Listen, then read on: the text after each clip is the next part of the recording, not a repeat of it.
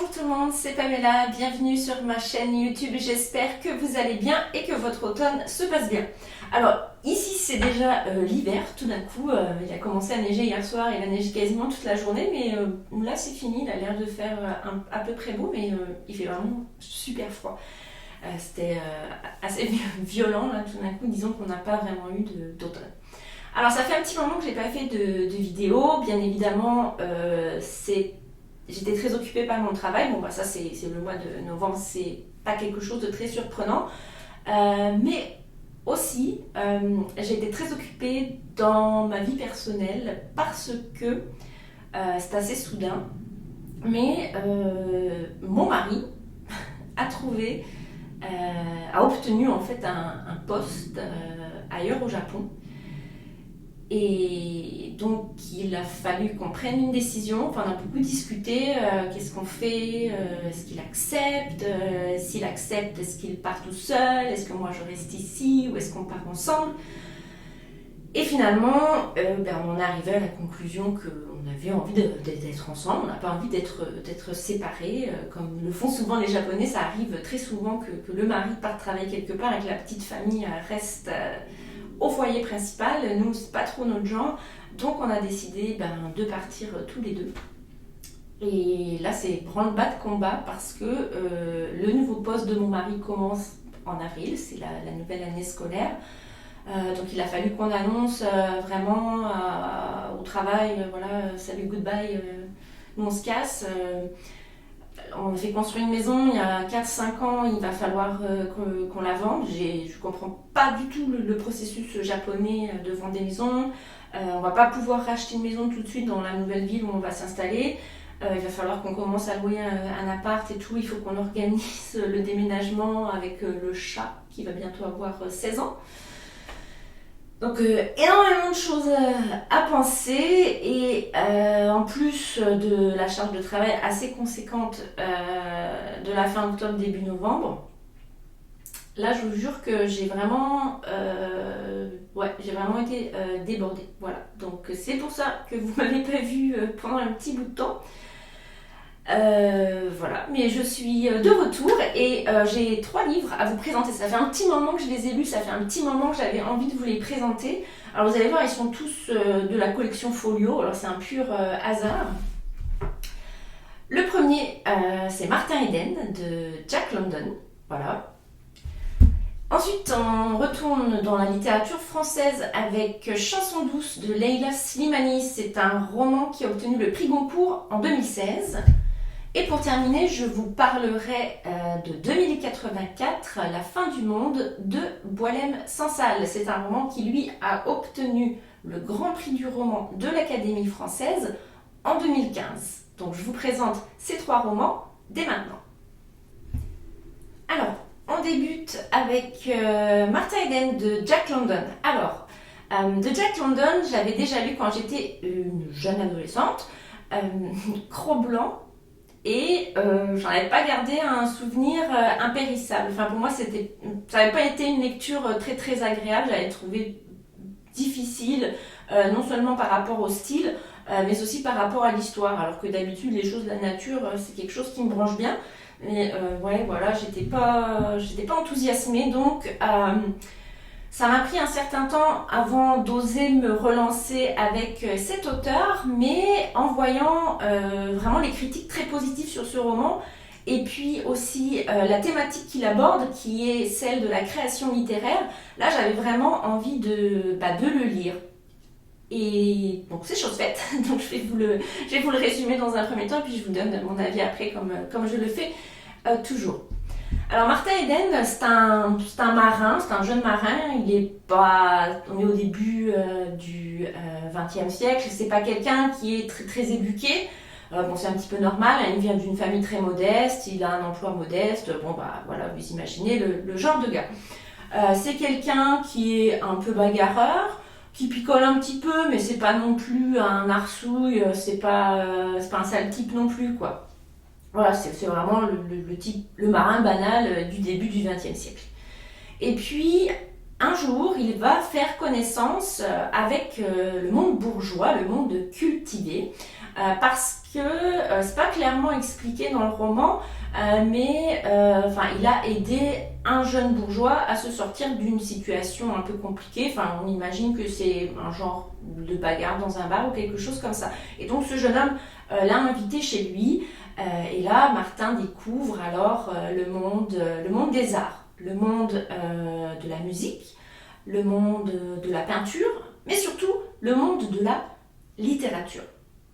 Et puis, il fait la connaissance de la sœur du jeune homme qu'il a aidé, qui s'appelle Rose, et qui est pour Martin la plus belle fille qu'il a jamais rencontrée. Il en tombe instantanément amoureux. Et puis là, Martin, il prend une décision radicale, il décide de se cultiver. Alors, il a deux objectifs. Le premier, c'est vraiment, il a vraiment une soif de culture littéraire. Il a envie de connaître le monde littéraire. Donc, il s'inscrit à la bibliothèque, il dévore tout ce qu'il peut trouver. Mais son autre objectif aussi, c'est Rose. Il a envie de la séduire. Rose, elle, c'est une jeune bourgeoise. Elle n'est pas très, très aventureuse. Elle est très, très classique. Et alors que Martin, il a pour elle une certaine attirance, disons, intellectuelle, même s'il la trouve très belle et tout ça, elle va vraiment avoir pour lui une attirance quasi animale. Voilà, cet homme-là, il est différent des hommes qu'elle a l'habitude de côtoyer. Il est plus rustre, il est plus fruste. Il a quand même un cou massif, il est musclé, il est bronzé, c'est un marin. Et ça l'émoustille un petit peu la petite Rose. Et elle décide d'aider Martin dans sa quête de culture. Elle décide de l'aider. Et puis, lui, il est perdument amoureux d'elle. Elle va finir par tomber amoureuse de lui aussi.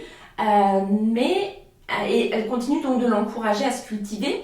Mais elle voit plutôt ça comme un moyen, elle lui conseille en fait de reprendre ses études et de trouver une meilleure situation dans l'objectif de pouvoir se marier avec lui, dans l'objectif que ce mariage soit accepté par ses parents. Parce que si Martin a une bonne situation, ses parents n'auraient pas de raison de s'opposer à ce mariage. Sauf que lui, Martin, c'est pas du tout ça qu'il vit, ça ne l'intéresse pas de retourner à l'école, pour lui c'est une perte de temps. Il n'a pas envie d'avoir un métier, par exemple, dans un bureau. Ce qu'il veut, c'est devenir écrivain. Et il est persuadé qu'il peut y arriver.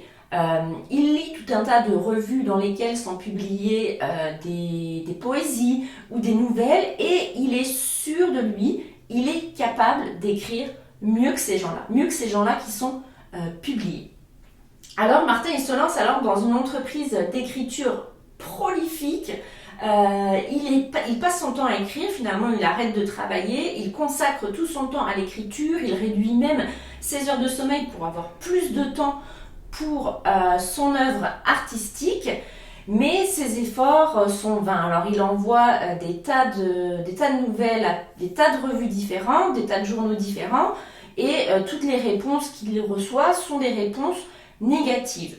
Et comme il ne travaille pas et qu'il n'a donc plus de revenus, donc il est dans une situation financière assez précaire. Et il commence à faire un petit peu le désespoir de sa famille. Il a 2 sœurs, Martin, qui disent merde, Martin, franchement, il fout plus rien, il gagne pas d'argent. Et puis, lui, Martin, il dit, mais merde, moi, je fais pas rien, vous dites que je travaille pas, mais je travaille, en fait, je passe mon temps à écrire. Et tout le monde essaie de lui dire, y compris Rose, ça marchera jamais, ton histoire, ça ne marchera pas. Mais Martin, lui, il est persuadé qu'il va réussir. Et puis finalement, au bout d'un moment, il va rencontrer différentes de personnes qui gravitent aussi un petit peu dans le monde artistique, mais un peu ce qu'on qualifierait de underground maintenant. Et puis un petit peu va rencontrer des gens qui sont socialistes. Alors à l'époque, imaginez au début du XXe siècle aux États-Unis, mon Dieu, des socialistes, quelle horreur!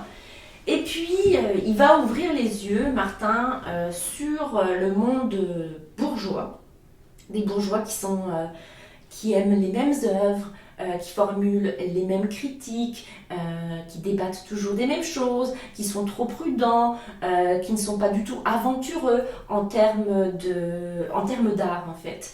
Et puis, il va aussi ouvrir les yeux sur le monde littéraire. Voilà, et il va, pour lui, tous ces gens-là, tous ces éditeurs-là, les gens qui sélectionnent les nouvelles qu'il publie, c'est des gros nazes en fait. Et puis, il décide tout d'un coup qu'il arrête. Il arrête d'écrire. Voilà, donc il arrête. Et puis, c'est à ce moment-là que le succès lui tombe dessus. Voilà. Donc j'arrête mon résumé ici. Je vous ai quand même résumé déjà les 3/4 du livre, mine de rien. Mais la dernière partie est quand même assez intéressante. Alors, j'ai adoré ce roman. Voilà. Donc me voilà réconciliée avec Jack London. Qu'est-ce que j'ai bien fait de lire Martin Eden? Alors j'ai adoré ce roman pour plusieurs raisons. La première, c'est qu'on a une réflexion qui est vraiment très très poussée, très détaillée sur le processus de création littéraire. Il y a aussi une critique virulente du monde de l'édition et de ce que j'appellerais entre guillemets des sachants, hein, les gens qui sachent, là, vous savez. Donc, ça sent le vécu, là. On sent que Jack London, là, il a des comptes à régler avec certaines personnes. Et c'est vraiment passionnant, en fait. J'ai voulu un petit passage où Martin critique, en fait, le monde de l'édition. Et puis, il dit... Eh bien, laissez-moi vous expliquer, interrompit Martin. La principale qualification de 99% des rédacteurs n'est autre que l'échec. Ce sont des écrivains ratés. Ne vous imaginez pas qu'ils préfèrent la corvée du bureau et l'asservissement aux chiffres de vente et à leur directeur commercial à la joie de l'écriture. Ils ont essayé d'écrire et ont échoué. Voilà où réside l'épouvantable paradoxe. Les portes d'entrée de la littérature sont gardées par des cerbères qui sont les ratés de la littérature. Voilà, donc comme je vous le dis, ça sent un petit peu le règlement de compte. Mais au-delà de toute cette réflexion sur le monde littéraire, il y a aussi une réflexion sur la difficulté à s'extraire de sa classe. Alors j'ai vu certaines critiques qui disaient que Martin était un personnage exécrable. Personnellement, j'ai pas trouvé. Je pense que c'est un petit peu normal quand on essaye de changer, de renier un petit peu ce qu'on a été et de rejeter un petit peu les personnes avec qui on avait l'habitude de traîner auparavant. C'est un processus qui me paraît tout à fait légitime et normal. Et puis, Martin, il n'est pas non plus très désagréable par rapport à ses anciennes connaissances. D'ailleurs, il s'interroge beaucoup sur ce qu'il est, lui, et il se demande est-ce que j'ai raison, en fait, de vouloir m'extraire de ma condition. Donc, il y a vraiment beaucoup de réflexions. Il y a aussi des réflexions sur le socialisme, dans lequel on va trouver des gens qui sont relativement actifs et qu'on peut mettre en parallèle avec tous ces bourgeois là qui sont perroquets, qui répètent ce que disent leurs amis, etc., etc., et puis qui sont complètement engoncés dans leur certitude et qui refusent d'évoluer et de changer. Donc il y a vraiment beaucoup de matière à réfléchir là-dedans et Jack London l'a vraiment très très bien fait. Alors si le domaine de la création littéraire vous intéresse, franchement lisez ce roman, vous allez l'adorer. C'est un petit pavé, il y a certaines répétitions, mais si vous passez outre ces petites répétitions, vous allez trouver vraiment un roman fascinant, je vous le recommande vraiment. Prenons maintenant le chemin de la littérature française contemporaine avec Chanson douce de Leila Slimani. Alors, Leila Slimani, c'est mon premier roman de cette autrice. J'ai mis un petit peu de temps à acheter un de ses livres parce que j'en avais une image. J'avais l'image de quelque chose de compliqué et de chiant. Voilà, je sais pas pourquoi du tout.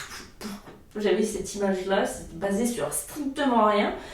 Mais en tout cas, c'est l'image que j'avais. Et puis, quand je suis rentrée en France cet été, il était disponible en librairie. Donc, je me dis, c'est un signe, lançons-nous dans les romans de Leila Slimani. Alors, Chanson douce, ça raconte l'histoire de deux femmes finalement. L'une s'appelle Myriam et l'autre s'appelle Louise. Et le roman débute avec un drame. La nounou, Louise, a assassiné les enfants de sa patronne, Myriam. Voilà, ça commence comme ça. Et on ne sait pas trop quelles ont été ses motivations à ce moment-là. Et puis on fait un retour en arrière dans la vie de Myriam, alors que Louise n'est pas encore là. Myriam, c'est une avocate et elle a deux jeunes enfants. Et donc elle a dû arrêter de travailler parce qu'elle ne peut pas mener de front une carrière professionnelle exigeante et élever deux petits-enfants. C'est très compliqué pour elle. Mais elle n'est pas vraiment satisfaite de sa vie de mère au foyer. Enfin, elle se sent même coupable de pas prendre plus de plaisir à voir grandir ses enfants. Et donc elle veut travailler en fait, Myriam. Et puis un jour, elle croise un ancien copain d'université, je crois, qui lui propose un emploi dans son cabinet d'avocat. Alors là, pour Myriam, c'est un grand soleil qui tombe sur sa vie. Et elle se dit, oui, c'est ma chance, j'ai vraiment envie de reprendre le boulot, là, j'en peux plus. Et je vais accepter. Donc elle discute avec son mari, et puis leur conclusion, c'est que ils vont avoir besoin quand même d'une nounou pour s'occuper des enfants et pour s'occuper un petit peu des affaires de la maison. Sauf qu'ils sont un petit peu exigeants, ils n'ont pas envie d'embaucher n'importe qui, ils ont des critères assez spéciaux. Et leur choix finit par se porter sur Louise, qui est une femme finalement assez banale d'apparence, qui n'a pas l'air non plus d'avoir trop de caractère, mais surtout c'est quelqu'un qui a de solides références. Voilà. Donc ils décident de l'embaucher. Alors, nous, lecteurs, dès le début, on comprend tout de suite que Louise est un petit peu bizarre, limite elle a un pet au casque. Mais Paul et Myriam, alors là, eux, ils sont ravis parce qu'ils sont en petits oignons avec Louise, qui s'occupe très bien des enfants, elle fait le ménage, elle fait la cuisine, elle répare aussi les fringues, par exemple s'il manque un bouton, elle va le recoudre, des choses comme ça. Donc c'est vraiment une fée du logis, elle est impeccable. Et il y a donc un genre de dépendance mutuelle qui s'installe. Alors Paul et Myriam ont besoin de Louise, même si Myriam elle commence à avoir un petit peu des doutes, là, il y a des choses qui la dérangent chez Louise, il y a un petit peu de répulsion qui commence à s'installer même, mais s'il n'y a pas de Louise, il n'y a pas de travail. Donc elle ferme un petit peu les yeux là-dessus. Louise aussi est dépendante de cette famille parce que c'est une femme qui est très seule, qui n'a absolument rien à faire de son temps libre. Elle vit dans un appart où il y a a priori strictement rien dedans, quoi. Un foyer qui lui sert juste de lieu de couchage, presque comme un hôtel. Donc elle est dépendante elle aussi de cette famille et surtout de ses enfants. Voilà, donc je ne sais pas si j'ai vraiment très très bien résumé l'histoire, mais en gros c'est ça. Alors, c'est pas du tout ce à quoi je m'attendais, voilà. Déjà, mes a priori sur le compliqué, le chiant, non, c'était pas compliqué. Leila Slimani, elle a un style très sobre, très épuré, très simple. Ça se lit très facilement. C'était pas chiant non plus. C'était une lecture intéressante. La structure de la narration, j'ai beaucoup aimé. Je trouvais que ça collait bien au récit. Donc on commence par le drame, puis on a le retour en arrière sur le pourquoi Louise a été engagée. Et ce que j'ai beaucoup aimé aussi, c'est qu'on navigue en fait dans les pensées de deux femmes qui sont complètement différentes. Alors on a Myriam d'un côté qui est tiraillée entre son rôle de mère, son rôle de femme et aussi sa carrière, son envie en fait de faire carrière, son envie de travailler. Donc ça titille beaucoup. Et puis de l'autre côté on a Louise qui est vraiment une femme seule, à la limite isolée, proche de la folie. Et oui, voilà, donc c'est ça, ces incursions dans les pensées de ces deux femmes, moi c'est ce que j'ai beaucoup aimé dans le roman. Après, l'histoire, bon, moi j'ai trouvé ça un petit peu banal, voilà, c'est pas transcendant pour moi. Mais c'est quand même relativement bien écrit. L'autre côté que j'ai apprécié, mais peut-être que ça dérangerait certains autres lecteurs, c'est toutes les zones d'ombre en fait qui entourent les motivations et la personnalité de Louise. Euh, Est-ce qu'elle est vraiment folle ou pas? C'est difficile à dire. Donc elle est toute seule, on sait qu'elle a une fille, mais que sa fille a disparu, on ne sait pas trop où elle est. Moi, à un moment donné, je me suis dit, elle l'a tuée, elle l'a enterrée dans le jardin, c'est pas possible autrement, je sais pas. On dit qu'elle est partie, qu'elle a fait une fugue, mais ça me paraît louche comme histoire, enfin je sais pas, voilà, il y a énormément de zones d'ombre et moi j'aime bien parce que ça permet de stimuler un petit peu mon imagination. J'aime pas toujours qu'on me serve tout cuit sur un plateau, mais je reconnais que ça pourrait dérouter, voire déranger certains lecteurs. En conclusion, je dirais que c'était une lecture agréable, mais voilà, sans plus.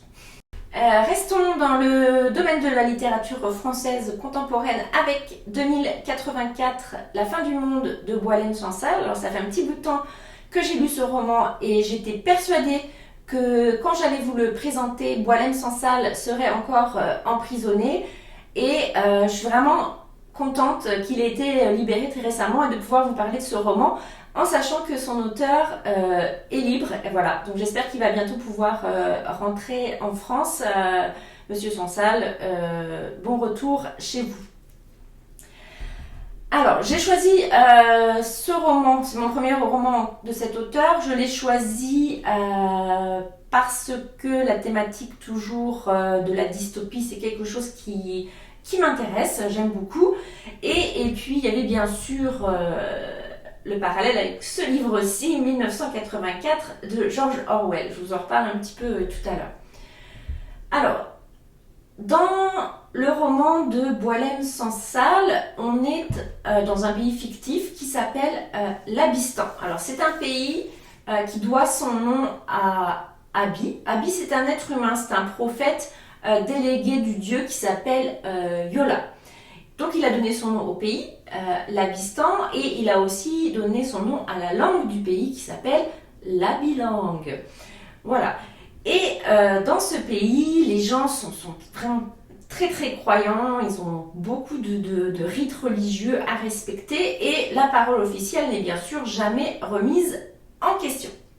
Alors, il faut dire aussi qu'il y a un sérieux système de contrôle et de répression des citoyens. Les Abystani, qui sont donc les habitants de l'Abystan, ne peuvent pas circuler librement. Ils sont soumis à une inspection périodique qui va décider de l'octroi ou non de certains privilèges. Donc, il y a intérêt à se tenir à carreau. La presse, évidemment, n'est pas libre, c'est que de la propagande. L'appareil avec un grand A traque les mécréants. On a des milices professionnelles qui traquent les citoyens qui ne se comportent pas de façon conforme. Et on a aussi des organisations de citoyens qui traquent leurs voisins, en fait, encore pour si jamais ils ne se comportent pas de façon conforme. Et croyez-moi, il ne faut pas grand-chose pour être considéré comme pas conforme. Et dans tout ça, il y a un homme, il est isolé dans un sanatorium parce qu'il est tombé malade, qui commence à remettre en cause la parole officielle en fait. Et puis il a des doutes parce que dans son sanatorium, il y a des gens qui passent, qui viennent, et puis il entend certaines histoires.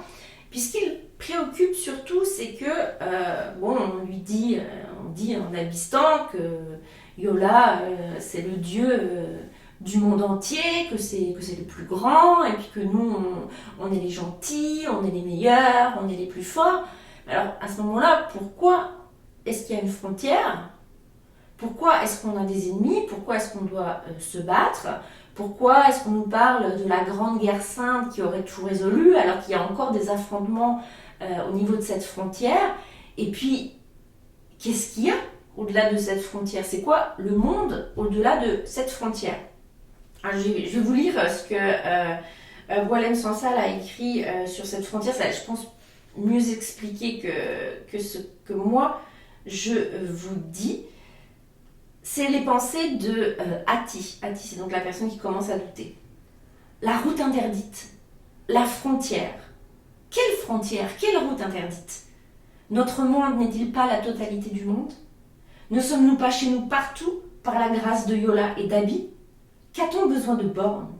Qui y comprend quelque chose? Voilà, donc ça c'est vraiment le tout début des doutes d'Hattie. Et puis Hattie il a fini son séjour au sanatorium et puis il va commencer une longue route de retour chez lui qui va lui prendre une année je crois. Voilà, les transports en commun, en habitant là, ça n'a pas l'air très développé. Et il va croiser la route d'un homme qui s'appelle Nas. Je vois un petit monsieur dans une nacelle qui approche du poteau électrique à côté de chez moi. Bonjour monsieur. Donc il va croiser la route de Nas, qui est un fonctionnaire qui vient de faire une découverte archéologique révolutionnaire qui va complètement remettre en doute l'histoire officielle. Voilà. Alors, je ne vous en dis pas plus parce que je ne sais pas trop comment vous expliquer la suite de ce roman. Je pense que d'ailleurs, ça n'aurait strictement aucun intérêt que je vous raconte l'histoire plus avant. Est-ce que j'ai aimé ce roman? Là, je suis incapable de vous le dire parce que je pense pas que ce soit un roman dont on puisse dire je l'ai aimé ou je ne l'ai pas aimé. Alors on est dans une fiction, mais on est quelque part aussi plutôt dans une réflexion philosophique. Voilà.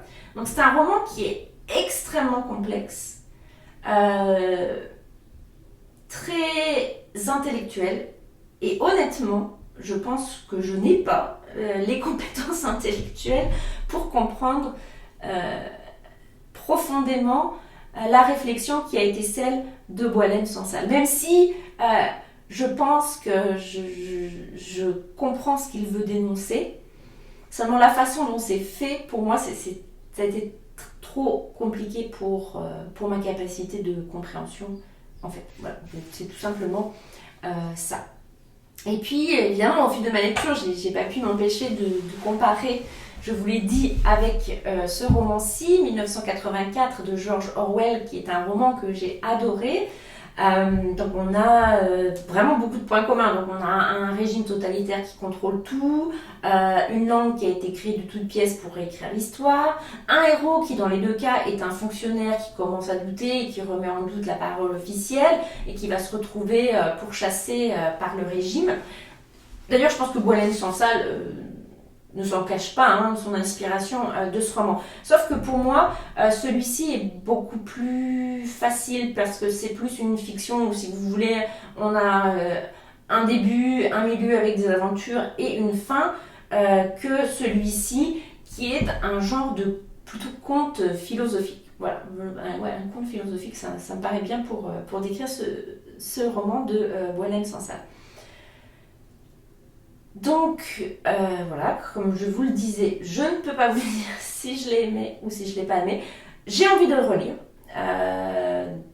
Peut-être dans des conditions où je serai un petit peu plus reposée, peut-être que j'y serai plus réceptive, peut-être que ça sera moins obscur pour moi.